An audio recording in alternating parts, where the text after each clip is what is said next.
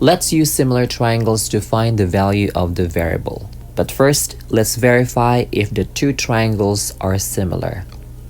The figure shows that two angles of the triangle on the left are congruent to two angles of the triangle on the right. So therefore, the two triangles are similar by AA similarity postulate.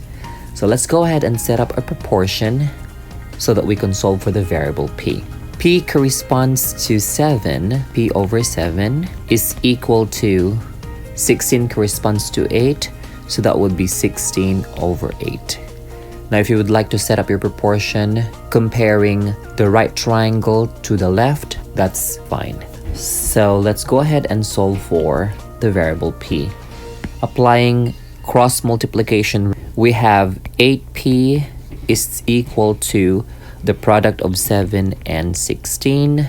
8p is equal to 112. Then we're going to divide both sides by 8. P is equal to 14. Let's take a look at the second example. Now this is an overlapping triangle. Let me go ahead and highlight the two triangles.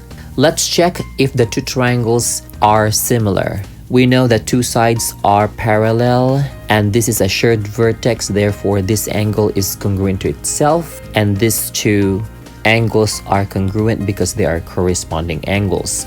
Therefore, the two triangles are similar by AA similarity postulate. So let's go ahead and set up our proportion to solve for the variable x. 10 corresponds to 10 plus 15 is equal to 14 corresponds to x, so that will be 14 over x. 10 over 25 is equal to 14 over x. Applying cross multiplication, we have the product of 10 and x is 10x is equal to the product of 14 and 25.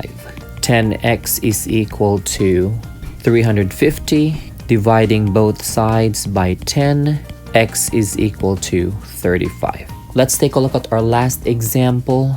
Let's verify if the two triangles are similar. So let me go ahead and highlight the two triangles. Now we know that these two sides are parallel and these two angles are congruent because they are vertical angles. Since the two sides are parallel, we can say that these two angles are congruent because they're alternate interior angles. So the two triangles are similar by angle-angle similarity postulate. So let's go ahead and set up our proportion so we could solve for the variable p. So p corresponds to 10, which is equal to 24 over 12. Applying cross multiplication, we have 12p is equal to 10 times 24, which gives us 12p is equal to 240. Now dividing both sides by 12, p is equal to 20. There you have it, using similar triangles to find the value of the variable.